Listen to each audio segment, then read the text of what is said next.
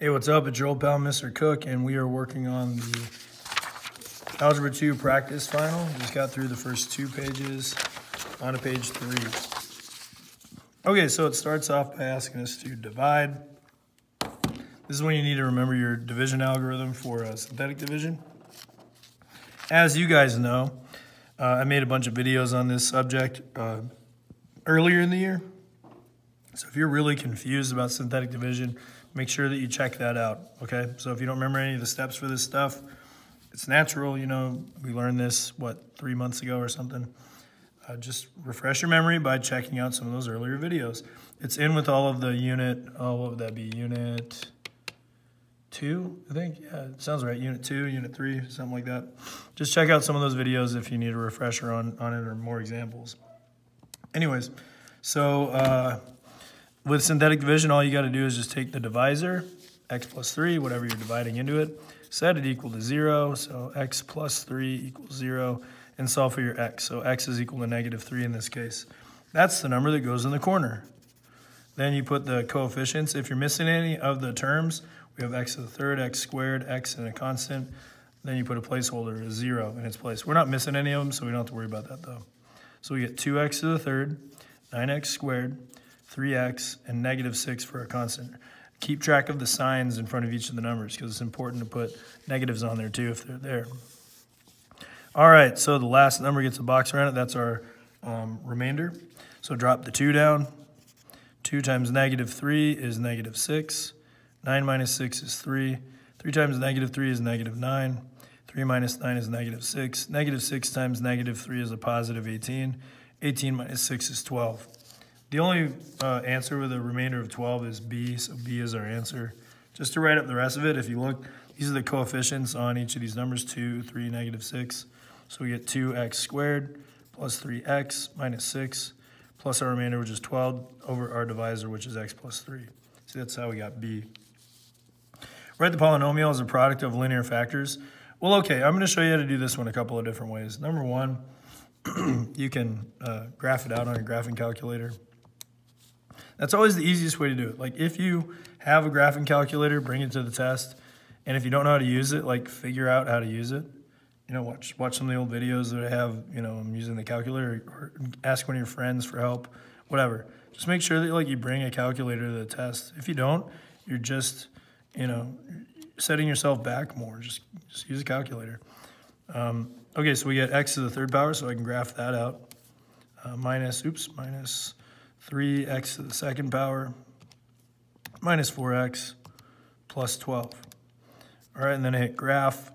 And a 0, which is what I'm looking for, is the number that you get on the x-axis where it passes through the x-axis. So like, it looks like I'm going to have one at -2 because of this part on the graph right there.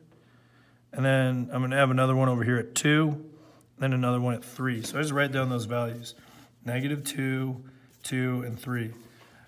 Once I have my zeros, and I know that I'm going to have 3 zeros because this is x to the third, the biggest power or the degree is 3, so I'm going to have 3 zeros. Once I have the zeros, it's real easy to write up the linear factors because all I need to do is just do x minus each of these. So x minus -2, x minus 2, and x minus 3. That's what this is. The only difference is that, you know, this minus and negative turns into a positive. So it's x plus 2, x minus 2, and x minus 3, which is A. So A is our answer. Another way that you can do it if you have a graphing calculator is to just like graph this out and graph that out. They should be the exact same graph. Watch this. So I've already graphed out this one, right? I'm going to graph out the answer that I have, which is, x plus 2, so x plus 2, x minus 2, so x minus 2, and then x minus 3, x minus 3. See, watch what happens when I graph it out. Nothing happens. It's because the first graph graphed out, and then I just graphed out this one, and it's the exact same graph. If it's the exact same graph, it's the same equation. So that's how I know it's the exact same. That'll really help me out over here. If I don't want to factor, if I really just don't know how to factor real well, I can just type in, the two equations. Let's see which ones work out, okay, just real quick.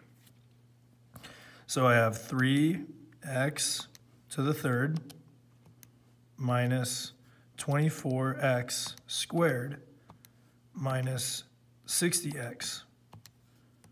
Okay, so here's how the graph looks.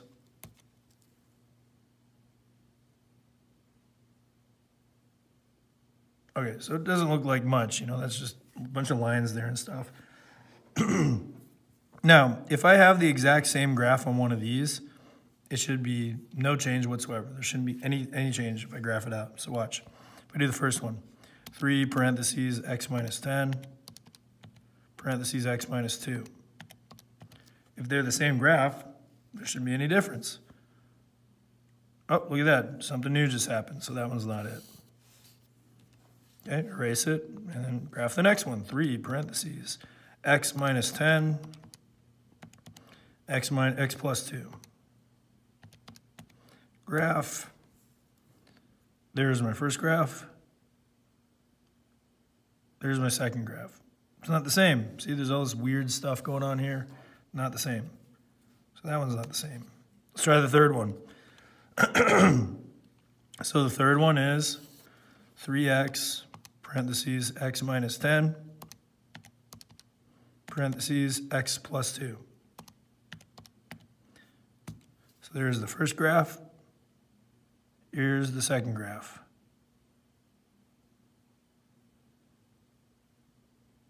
Hey, nothing's changed. This is the same graph. See, if they're the same, they're going to be the same graph. Now let me show you why this is the same, okay?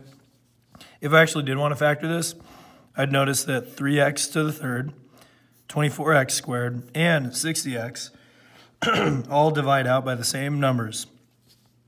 3, 24, and 60 all divide by 3 evenly, so I'm going to factor out a 3. So I get x to the third, because that 3 goes away. If I divide negative 24 by 3, I get negative 8, so negative 8x squared. And if I divide out 3 from negative 60, I get negative 20, so negative 20x. And then each of these has an x in common, so I factor out an x also, 3x. And then if I take out an x from each of these, x to the third divided by x is x squared. If I take out an x from here, 8x squared turns into 8x. And then negative 20x turns into just negative 20. And then the last part, I just factor this out, so I use my x method. Numbers that multiply together to be negative 20, add together to be negative 8. Those two numbers are going to be negative 10 and positive 2. Let me rethink that because I messed up my factoring a little earlier. Multiply together to be negative 20, add together to be negative 8, so yeah, that works out. So then I get 3x, and then it's going to be x minus 10 and x plus 2. See? So C works out. So one factor of this expression is x plus 2. Find the other ones. Okay, I can do that just by graphing it out. A lot of this can be found just by graphing and using your calculator. That's why it's so helpful to have one of these things. All right, x to the third plus 3x squared minus 28x minus 60. And if I graph that out, where are my zeros? Well, I have zeros at negative 2. Another one that's at negative 3, 4, 5, 6, so negative 6. And then my last one's going to be at 1, 2, 3, 4, 5. 5. All right, so just like how I did the product of the linear factors one, I'm going to do the same thing here. X minus negative 2, x minus negative 6, and x minus 5. Whenever I subtract a negative, that turns into a plus. So this turns into x plus 2. This one turns into x plus 6. And then I have x minus 5. So the x plus 2 part of it's already taken care of, so I'm just looking for x plus 6, x minus 5, and that's right over here, D. So D would be my answer for that one. Write the polynomial equation of the following, the function graph below. I mean, okay, look. You could just like graph these out and it'll look like that. One of them will. I actually know the answer without even graphing it, because if you look on the graph, it has an x-intercept at 3, so 0, 3. if I were to plug in 0 for any of these equations, the only one that would give me a positive 3 is C. So C is going to be my answer. So let me show you different ways to get this. Number one, that way, you can just look at the intercepts. This last number over here, because of the intercept, should be 3. So 3. But of course, I could just graph it out. X to the third, and then minus 3x squared minus x plus 3. There we go, same graph. Whereas the rest of these aren't going to look like that. Like if I graph the very next one, which looks really close to it, but it just changes it to a negative 3.